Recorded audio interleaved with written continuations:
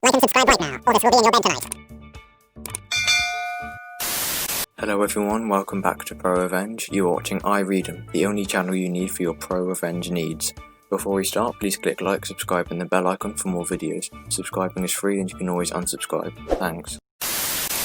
I sued my boss because he fired me for wanting to attend a concert. Good afternoon everybody that stumbled on this post. First up, some backstory. During my gap year between studies I decided to work for Company N. Company N was run by a husband, Dave, and wife, Karen, with their son and basically treated their staff like a small family.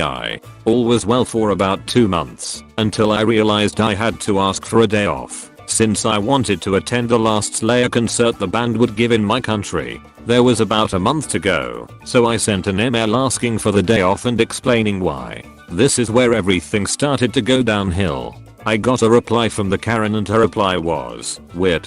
She stated that's not how asking for a day off works. I was confused to say the least. Not sure what to do. I thought she wanted a more formal way of asking, so I wrote a formal email asking for the day off. She shot an email back. I really had to think it through what I was doing, which made even less sense to me. But I was hopeful, since I never really got a specific no. The next workday rolls around. I arrived, lock up my bike and headed inside ready for work. I immediately started looking for Dave to ask for answers. Before I could even open my mouth he asked me, "Do you still want to go to that concert?" I didn't expect him to ask this so quickly. Answered, "Yes." The only thing he said back was, "Okay, take off your vest and you can go home." I was stunned, and while the words started to sink in I looked at my colleagues which were just preparing for opening. When it finally sank in, anger flowed in.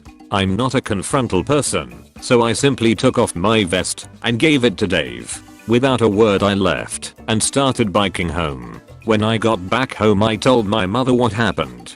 We started sending emails for extra information and got very Karen-like emails back. After a couple emails which went basically nowhere, I looked up the laws for immediate dismissal.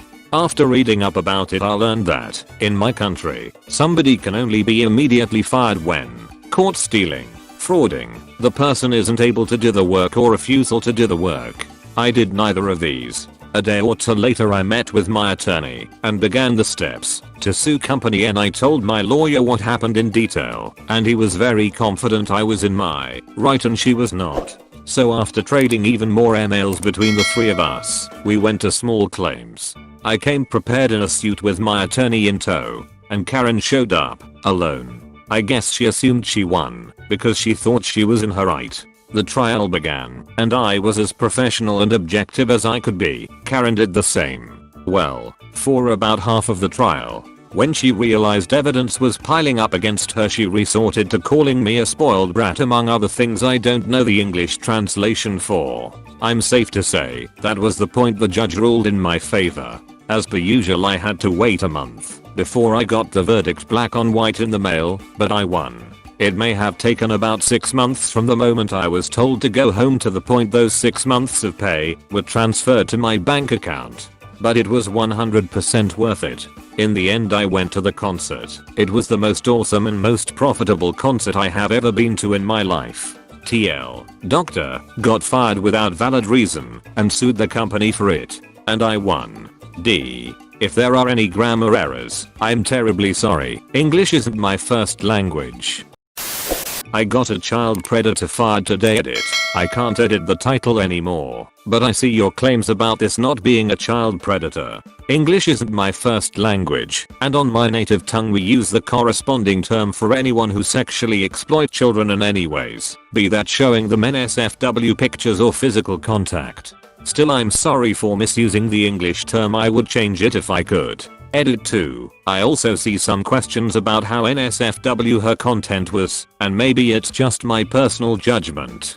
The content in question is dominatrix outfits, pole dancer in leather lingerie and bondage with lingerie content. Not enough to be actual porn, but it's definitely not safe for work content. TL. Doctor, she said exposing 12, 14-year-olds to adult nudity is natural and educational, so I got her terminated. Quick background, I'm not a cosplayer myself, but I have plenty of friends who are, and so I'm in an online community group with cosplay and gaming as its main focuses. I'm not active in it, but the group itself is 16k and constantly growing in size, what is considered quite big for my country's social media standards. No surprise though that more than half of the members are 13 to 17 years old boy and girls. There's an ongoing debate in this group for almost a year now that what's considered real cosplay. Bear with me, I swear it will add to the story later.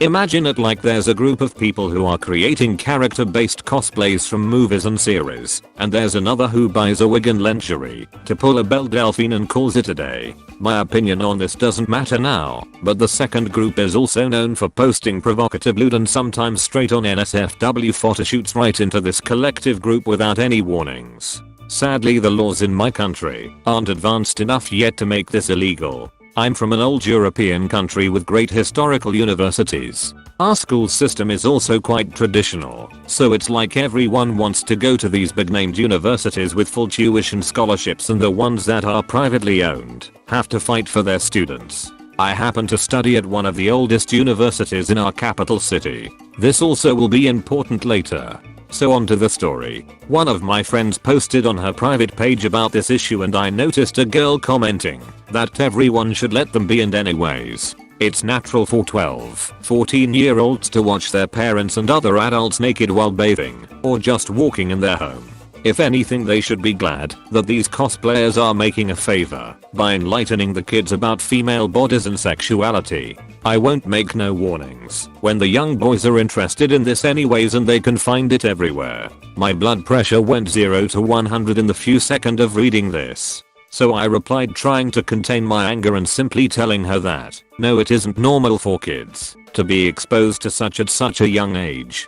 I get that this is a cosplay group and she wants to share her content, but she should simply put a warning on it and everyone would shut up. At least then it would be the stupid kid clicking on it, not her blatantly sharing it into their faces. And the fact that kids are exposed to such content easily at many media types doesn't mean she should be willingly one of them. She replied stating that I'm clearly a prude and we live in very different worlds. She accepts and respects mine. I should also do so with her views, cause this is also cosplay. After this, I simply told her that yes, I live in a world where we don't sexualize children and parents doesn't expose kids to sex.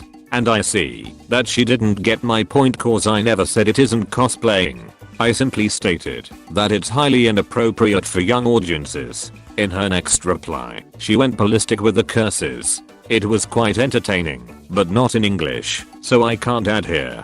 But amongst a lot of other stuff, she told me that I'm 25F, just a little inexperienced high school girl and I have no say in this.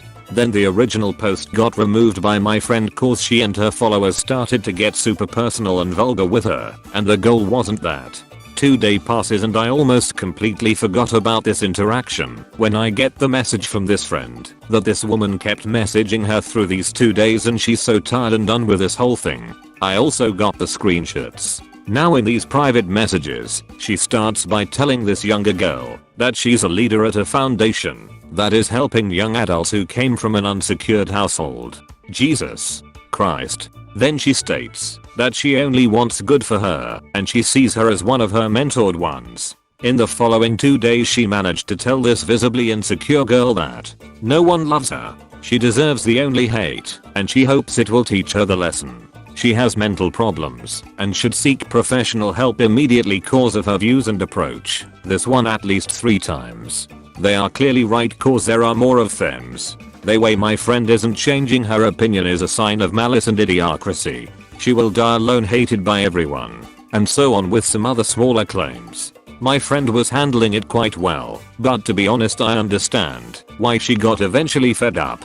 To the obvious question of why she didn't just block her. At the same time, her followers and friends were all ridiculing her and tagging her on hateful public posts and stories. She thought that maybe if she can stop the main bully with reasoning, the others will stop as well. Now to the revenge part. I can't express how much I hate when someone goes after the insecure quiet one to feel dominant. It wasn't hard to find her job. She was stupid enough to use her real name on her cosplay page, and lo and behold she's a simple voluntary mentor at a nationwide university, project at a small countryside private-owned university. It took around 15 minutes to find the correct email addresses and type up a simple and short email about my concerns, that she's behaving this way while using her position at the university to back it up, bringing a bad reputation to the university. Her behavior is also discouraging the young people she interacts with from this project, and I just want to warn them before she hurts someone in need. I put every single address I could find from the project office and university as a recipient and sent it along with the screenshots of their private conversation and public comments with the sign off of my name and university. The nationwide project is also centrally hosted by my university. It didn't take 30 minutes and she got a call that she's temporarily terminated. I might update this later if there's interest for it. I know this because of the backlash and panic on her and her followers' social media. The hysteria is still going on at this moment. Her defense is that the screenshots are forged and I'm wanting to get her fired because I hate lewd cosplayers. I want to see you convincing your bosses about that, Sherlock. Clarification: she didn't lose an actual paying job. They terminated her volunteer status until the investigation on the situation is finished, as I stated above. I believe that's how they could react so quickly. I sent them email during office hours. I don't see why they wouldn't. Update: the Facebook profile she sent the messages from is gone. I don't know if someone flagged it or she took it down so the texts won't lead back to her profile. Update 2. She said another girl to tell my friend that I should write an apologizing email to the project office. I told them that my DMs are open if she wants to talk. I wrote like 6 sentences with my real name. I don't see why I should apologize. The stuff she got burnt for was there with her own words. It was her DMs. Thank you all for watching. Please make sure that you like, subscribe and click the bell icon for more videos. I hope you enjoyed the video. If you did, then please leave a comment. I have lots of other videos on my channel too, so please go check them out if you want.